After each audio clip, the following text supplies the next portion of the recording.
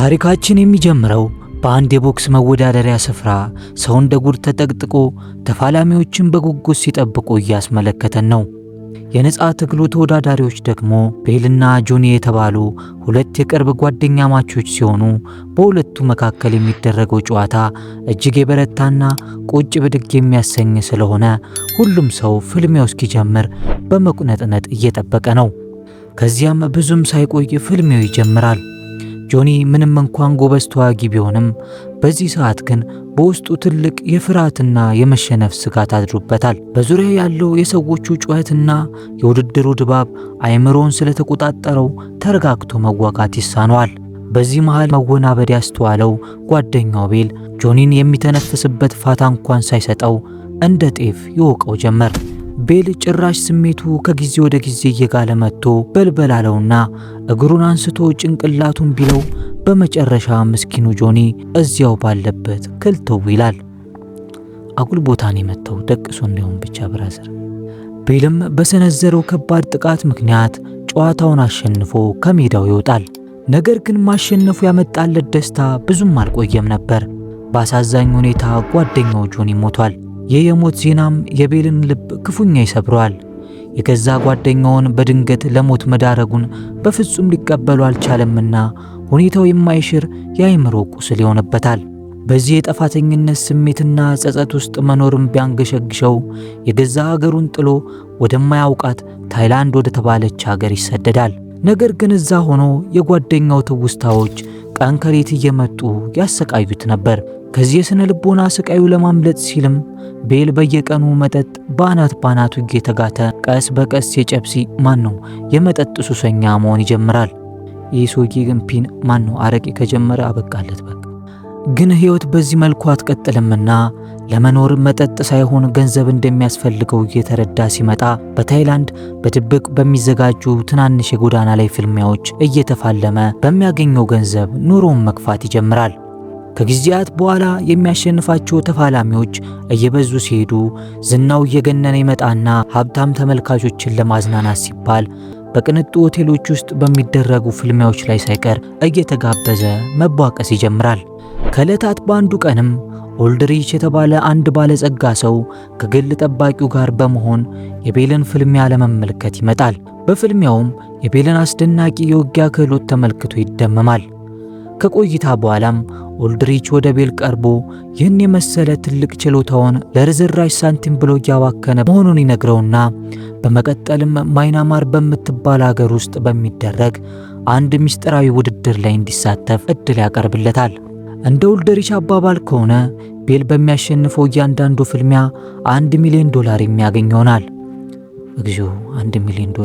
እኛ ህይወታችንን ሙሉ ሰርተን ማናገኘው ማለት ግን ማን ያውቃል፣ ያው ልንሰራም እንችላለን። በመቀጠልም እያንዳንዱን ዙር ሲያሸንፍ የተወሰነውን በቅድሚያ እንደሚከፈለውና የመጨረሻውን ፈተና ካለፈ ደግሞ ቀዶትም ይሁን አንድዶት የማያልቅ ገንዘብ ስለሚሰጠው ቀሪ ዘመኑን በድሎት ሊያስኖር የሚችል ገንዘብ እንደሚሸለም ይነግረዋል። ቤልም የቀረበለትን ጥያቄ ያወጣ ያወርድና በመጨረሻም ሐሳቡን ይቀበላል። ከዚያም ኦልድሪች ቤልን ወደ ቢሮ ይወስደውና የመግባቢያ ሰነድ ላይ ያስፈርመዋል። አይ ቤል ከዚህ በፊትም እንደዚህ ተስገብግቡ ፈርሞ እኮ ነው ጓደኛውን ያሰናበተው። በማግስቱም ቤል ከኦልድሪች ጋር በመሆን በሄሊኮፕተር ተሳፍረው ራቅ ወዳለና ሰው ወደማይበዛበት አንድ ጫካ ይጓዛሉ። እዚያም እንደደረሱ የውድድሩ አስተባባሪ የሆነ የወታደር ልብስ የለበሰ ጀነራል ሰው ከቡድኑ ጋር መጥቶ ይቀበላቸዋል።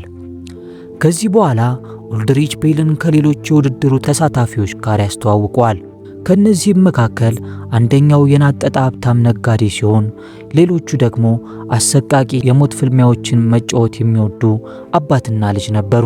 በተጨማሪም ማርሻል የተባለ ጎበዝ የጨዋታ ፈልሳፊና የዓለማችን ባለጸጋ ልጅ የሆነችው ሶፊያ የተባለችን ልጅ ያስተዋውቀዋል። በዚህ ጊዜ ቤል ግር ይለዋል።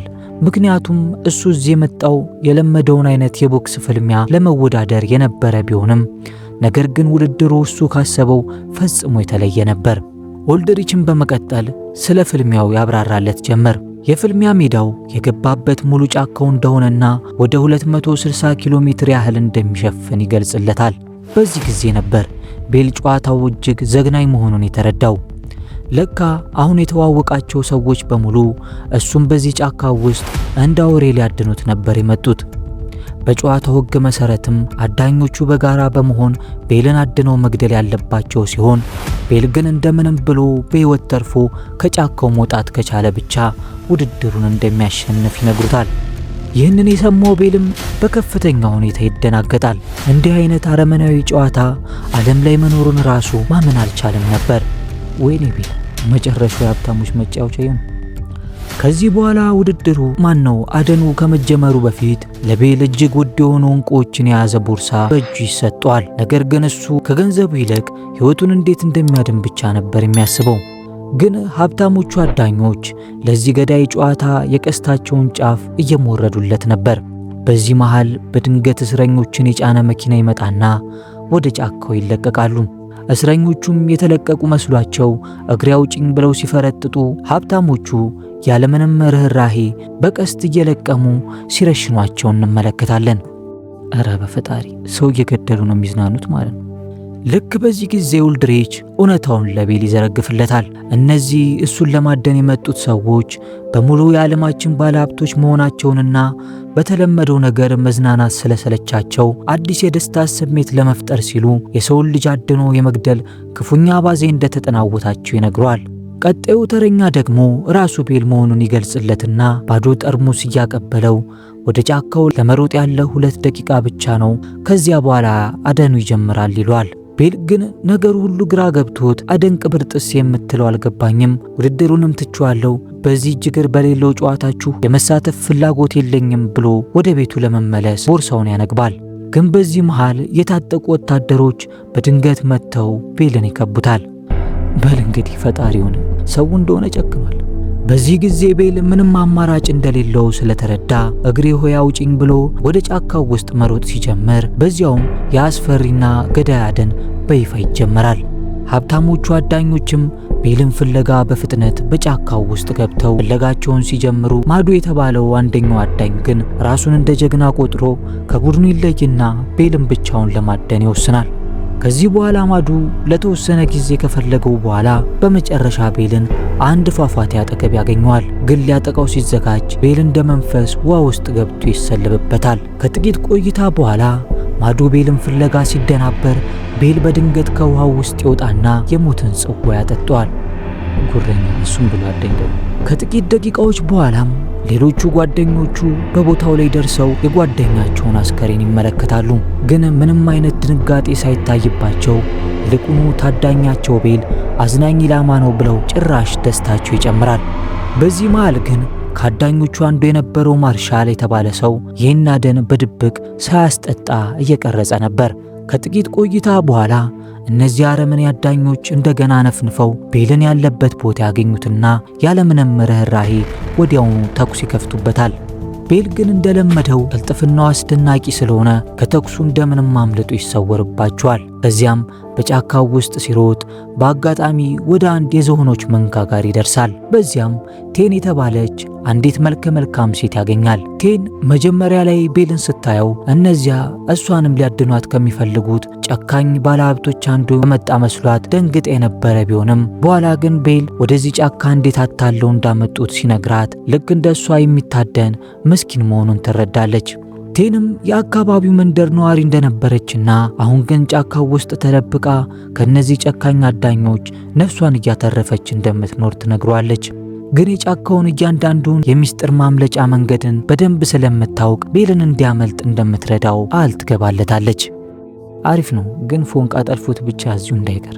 ከዚያም አብረው መጓዝ ሲጀምሩ ቴን ስለጠፋው ወንድሟ ቫን ለቤል ታጫውተው ጀመር። ከወራት በፊት አዳኞቹ ወንድሟን ልክ እንደዚሁ በጭካኔ ጨዋታቸው ኢላማቸው አድርገውት ነበር። በርካታ ነዋሪዎች በአንድ ወቅት ጫካው ውስጥ በሰላም ይኖር የነበረ ሲሆን በኋላ ግን ከሀብታሞቹ ሙስና የበላው ጀነራሉና ወታደሮቹ አካባቢውን ለቀው እንዲወጡ አስገደዷቸው። እምቢ ያሉትን ደግሞ እነዚህን አጠጡ ባለሀብቶች ለደስታቸው ሲሉ ልክ እንደ አውሬ እያደኑ ለቀሟቸው።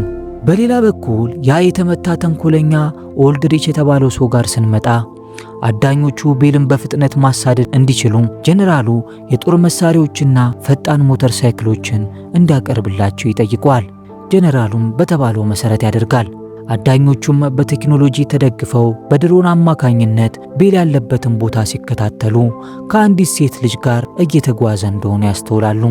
ወዲያውኑ አዳኞቹ ሞተራቸውን አስነስተው ሽምጥ እየጋለቡ ወደ ጫካው ውስጥ ይገሰግሱና ብዙም ሳይቆዩ ይደርሱባቸዋል። ግን ቤል የነጻ ትግል ሻምፒዮን መሆኑን ረስተውታል። በዚህ ወቅት ቤል ሁለት አዳኞችን ሞተራቸው ላይ እንዳሉ ባሉበት አስጥቷቸው ቢያልፍም በሌሎቹ አዳኞች ግን ቴን ትታገታለች።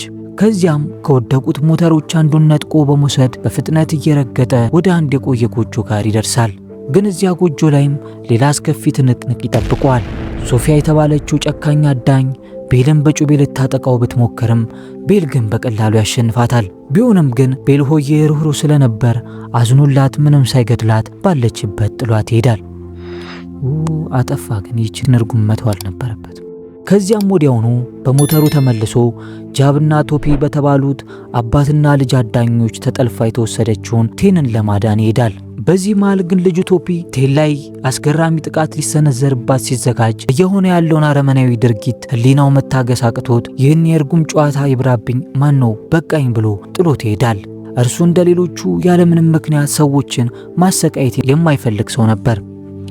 እሱ በሰላማዊ መንገድ በቀስት አልሞ ካልሆነ ዝም ብሎ ሰውን ማሰቃየት አይመቸውም ማለት ነው። ስለዚህ ጀለስን ጨዋ ገዳይ እንላታለን ማለት ነው። ከዚያም ቤል ቴን የታገተችበት ቦታ ላይ በደረሰ ጊዜ የያዛት አዳኝን አስቀድማ ራሱ አጋድመው ያገኛታል። በኋላም ሁለቱ አንድ ላይ ሆነው ወደ ጫካው ውስጥ ማምለጣቸውን ይቀጥላሉ። በሌላ በኩል አዳኞቹ የጓደኛቸውን የጃብን አስክሬን ባገኙ ጊዜ ኦልድሪች አምልጦ የመጣውን ቶፒ አባቱን ብቻውን ጥሎት በመሄዱ በጣም ተናዶ ጨዋታውንም አንዴ ከገባበት መውጣት እንደማይችል እየነገረ በቁጣ ያንቧርቅበታል። ለካ ሟቹ ጃብ ልጁ ደፋርና ጠንካራ እንዲሆንለት አስቦ ነበር በዚህ አደል ላይ እጅግ በርካታ ገንዘብ ጨፍጭፎ ይዞት የመጣው።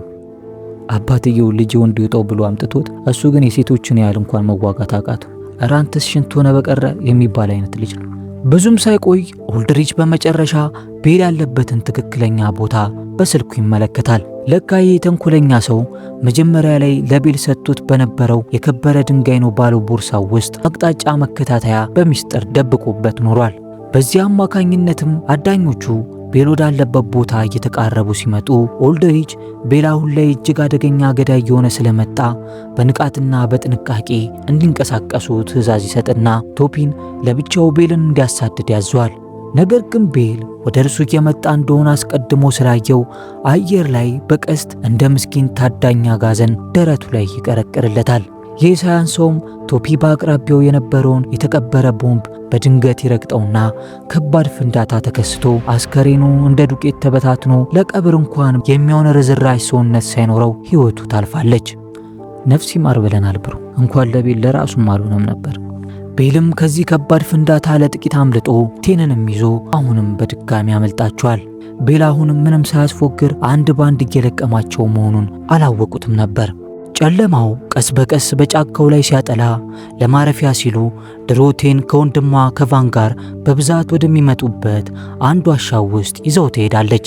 ነገር ግን ልክ ዋሻው ውስጥ ሲገቡ ቴን ያየችውን ነገር ማመን አልቻለችም። ምክንያቱም የሞተ መስሏት የነበረው ወንድሟ ቫን እዚያው ዋሻው ውስጥ ተቀምጦ ነበር። በደስታ ብዛትም የምትጨብጠውን አታ ሮጣ አንገቱ ላይ ትጠመጠምበታለች። ከዚያም ናፍቆታቸውን ከተወጡ በኋላ ሶስቱም በዚያው ዋሻው ውስጥ ለማደር ይወስናሉ። ነገር ግን እነርሱ ሳያውቁት እነዚያ ክፉ አዳኞች እዚያው አጠገባቸው ካምፕ ሰርተው አድረው ነበር። በዚህ አይነት በሰላም ማደራቸውንም እንጃ። ግን እንደታሰበው ሳይሆን ሌሊቱ በዚህ መልኩ ያልፍና በማግስቱ ጠዋት ቤል ከእንቅልፉ ሲነቃ ድንገት ያላሰበው ነገር ይገጥመዋል። ቴንም ሆነ ቫን በቦታው አልነበሩም። ጭራሽ ያንን ውድ ዕንቁዎችን የያዘውን ቦርሳ ይዘውት ተሰልበዋል። ቤልም የጉድ አገር አይመሽም ብሎ በፍጥነት ወደ ውጭ ወጣና ፍለጋውን ይጀምራል። ነገር ግን ብዙም ሳይቆይ እነዚያ ጨካኝ አዳኞች ሁለቱንም አግተው እንደያዟቸው ይመለከታል። ቤል በዚህ ጊዜ ዝም ብሎ አልተቀመጠም። በብልሃት ተንቀሳቅሶ ማርሻል የተባለውን ከመካከላቸው ያለውን አዳኝ ድንገት ያጠቃውና ሽጉጡን ቀምቶ ልክ እንደ በግ እየጎተተው ወደ ጓደኞቹ ፊት ይወስደዋል። ከዚያም እነቴንን አሁኑኑ ካልለቀቃችሁ የዚህን ሰውዬ ጭንቅላት እዚሁ ሆኖ ማፈነደው ይላቸዋል። አዳኞቹ ምንም እንኳን የተባሉትን መፈጸም ባይፈልጉም ጓደኛቸውን ለማዳን ሲሉ ግን ያገቷቸውን ወንድምና እህት ለመልቀቅ ይገደዳሉ። ግን ልክ እንደለቀቋቸው የአውሬነታቸው መልሶ ተነሳባቸውና መሳሪያቸውን አቀባብለው በድጋሚ ያጠቁት ጀመር። በዚህ ጊዜ ቤል ቴንን አምልጪ ብሎ ይጮሃል። ነገር ግን በድንገት ሶፊያ የተባለችው በፊት ቤል ሳይገላት ጥሏት ሄደችው ማለት ነው፣ ሽጉጧን ይዛ ከፊት ለፊቷ ትደቀንባታለች። ሶፊያ የውጊያ ክህሎት ስላላት ቴንን በቦክስና በጡጫ እያቀያየረች ታዳክማታለች። ግን ቴን በቀላሉ የምትበገር አልነበረችም። በዚህ ነጫጭባማ አልረታም ብላ በእልህ ተዋግታ በመጨረሻ ግብዓተ መሬቷን ፈጽማላት ተያይዘው ወንዝ ውስጥ ይገባሉ። ግን በዚህ መሃል ቀሪዎቹ አዳኞች ቤልን በጫካው ውስጥ እያሳደዱት ነበር። ልክ ሊደርሱበት ሲሉም ወደ ወንዝ ውስጥ ዘሎ ያመልጣቸዋል። በመጨረሻም ቤል ቴንና ቫን በወንዙ መሃል በድጋሚ ይገናኛሉ። በዚህ ጊዜ ቴን ያንን የሰረቀችውን ማዕድን ለቤል ትመልስለታለች። ማዕድኑን የወሰደችውም ጄኔራሉ የአካባቢው ንጹሃን መንደርተኞችን ስለማረካቸው እሱም ከሙስና በቀር ምንም ስለማይበላ ይህንን እንቁ ሰጥታ ነዋሪዎቹን ለማስለቀቅ አስባ እንደነበር ታስረዳዋለች። ለካ ጀለስ እንቁዎቹን ይዛ ልትሰወር ስትል ነበር ያገቷት። ቤልም ከችግሩ አንጻር ምንም አልተቆጣትም። ይልቁኑ ቅድም ማርሻል የተባለውን ሰው በያዘው ጊዜ ከኪሱ የሰረቀውን ካሜራ ያወጣና ሜሞሪ ካርዱን በጥንቃቄ አውጥቶ ካሜራውን ግን ወደ ወንዝ ውስጥ ይወረውረዋል። ወደ አዳኞቹ ስንመለስ ደግሞ ኦልድሪች ማርሻል የተባለው አዳኙ ይህንን አደን በድብቅ እየቀረጸው እንደነበር ሲያውቅ በንዴት አብዶ የሚይዝ የሚጨብጠውን ያጣል። ማርሻልም በበኩሉ እኔ እኮ አዳኝ አይደለሁም የቪዲዮ ጌም እንድሰራ መረጃ እንዲሆነኝ ብዬ ነው ብሎ ሊያስተባብል ይሞክራል። ኦልድሪች ግን ሰዎችን ስናሰቃይ ቀርጸህናል፣ ሚስጥራችንንም አውጥተሃል፣ አንተ ከሃዲ ሰው ነህ ብሎ ያለምንም ርህራሄ እዚያው ባለበት አንገቱን ይቀለዋል። ምንም ማድረግ አይቻልም ብራዘር፣ የራስ ጥፋት ነው እንግዲህ። አሁን ኦልድሪች ቤልን በቀላሉ መያዝ እንደማይችል ስለገባው የጀነራሉን ሙሉ ጦር ለእርዳታ ይጠራል። እነ ቤል ደግሞ በግፍ ከመንደራቸው የተፈናቀሉትን የአካባቢውን ነዋሪዎች ለማዳን እየተዘጋጁ ነበር። በዚህ መሃል ቤል አሁንም ኦልድሪች በጂፕ መኪና አጠገባቸው እንደመጣ ይመለከታል። በዚህ ጊዜ ነበር እውነታው የገባው። ኦልድሪች ሁልጊዜ የሚከታተላቸው በዚያ ማዕድን ውስጥ በተደበቀ መከታተያ አማካኝነት እንደሆነ የተረዳው። ቤልም ይህንን ወጥመድ ሲያውቅ ይህንኑ ማዕድን ተጠቅሞ ሌላ አዲስ ወጥመድ ያዘጋጃል። ከዚያም ለቴን እንቁዎቹንና ሚሞሪ ካርዱን ሰጥቶ የተቀረጸውን የባለ ሀብቶቹን ክፋት ለዓለም እንድታጋልጥ ወደ ሰላማዊ ቦታ ይሸኛታል። ራሱ ግን በአካባቢው ባገኘው ጀልባ ብቻውን እየተጓዘ ሙሉን ጦርና አዳኞቹን መጋፈጥ ይጀምራል። ወታደሮቹ ቁጥራቸው እጅግ የበዛ ቢሆንም ቤል ግን ብቻውን ያስጨንቃቸው ነበር። በመጨረሻም ቤል ወንዙን አቋርጦ ወደ ንጹሃኑ መንደር ሲደርስ ኦልድሪች አንድ ሕፃንና ሽማግሌን በሽጉጥ አግቶ ይዟቸው ያገኘዋል። ከዚያም በድብቅ የተቀረጸውን ጉዳቸውን የያዘውን ሚሞሪ እንዲሰጠው አለበለዚያ ግን እንደሚገላቸው ያስጠነቅቀዋል። ቤልም በሰላማዊ መንገድ የሚደራደራቸው አስመስሎ ያዘናጋቸውና ሳያስቡት ጥቃት ይከፍትባቸዋል። ከዚያም ጠባቂዎቹን በሙሉ አፈር እያስላሰ ለካ አፈር እዚህ የለም እንጨት ነው ያለው እንጨት እያስላሰ ፋታ ሳይሰጣቸው ሁሉንም ያጋድማቸውና በመጨረሻም ኦልድሪችን ለብቻው ያገኘዋል። ነገር ግን በመቶዎች የሚቆጠሩ ወታደሮች መጥተው በድንገት ይከቧቸዋል። ልክ በዚህ ጊዜ ግን ቴን እየሮጠች መታ እነዚያን ውድ እንቁዎች ለጄኔራሉ ስታስረክበው ጄኔራሉም ወታደሮቹ መሳሪያቸውን እንዲያወርዱና ህዝቡም እንዲለቀቅ ያዛል። ከዚያም በሰላም አካባቢውን ለቆ ሊሄድ ሲል ያ ተንኮለኛ ኦልድሪች ግን ነገሩ እንዲህ በሰላም እንዲያበቃ አልፈለገም። መሸነፍን በጭራሽ ስለማይፈልግ የጀነራሉን መሳሪያ ነጥቆ ቤልና ቴንን ለመግደል ወደ እነርሱ መንደርደር ይጀምራል። በዚህ ጊዜ የጀነራሉ ወታደሮች ራሳቸው ተኩሶ ባለበት አስቀሩትና የዚህ አረመኔ ሰውዬ መጨረሻ በዚህ ላይ ያበቃል። በመጨረሻም ከገዛ መንደራቸውና ጫካቸው በግፍ ለሀብታሞቹ መጫወቻ ተብሎ የተፈናቀሉት የአካባቢው ነዋሪዎች ነፃ ይወጣሉ። ያ ከሙስና ውጪ ምግብ እንኳን የማይበላው ጄኔራልም በነዋሪዎቹ ላይ በፈጸመው ህገወጥ ድርጊት በገዛ ወታደሮቹ ተይዞ ወደ እስር ቤት ይወሰዳል። ከዚህ ሁሉ መከራና ስቃይ በኋላም ቤልና ቴን በፍቅር ተጋብተው ትዳር ይመሰርታሉ። መጀመሪያም ብዬ ነበር። ከዚያም በመንደሩ ውስጥ የማርሻል አርት ትምህርት ቤት ከፍተው ተተኪዎችንና የመንደሯን ጠባቂዎች ሲያፈሩ እያሳየን ታሪካችን ይጠናቀቃል። የወጌኔን ቤተሰቦች የዛሬው ቪዲዮ እንደተመቻችሁ ተስፋ አድርጋለሁ። ታሪኩ ከተመቻችሁ ላይክ፣ ሐሳብ አስተያየታችሁን ደግሞ ኮሜንት ላይ፣ ሁሌም አብረን እንድንሆን ደግሞ ሰብስክራይብ በማድረግ ቤተሰብ ይሁኑ። በተጨማሪም አዲስ የከፈትነውን ኢትዮ ፊልምስ ኮሪያን ቻናላችንን ሰብስክራይብ በማድረግ በየጊዜው የሚለቀቁ ምርጥ የኮሪያ ፊልሞችን እንዲከታተሉ እየጋበዝኳችሁ በሌላ አጓጊ ፊልሞች እስከምንገናኝ ይመቻችሁ።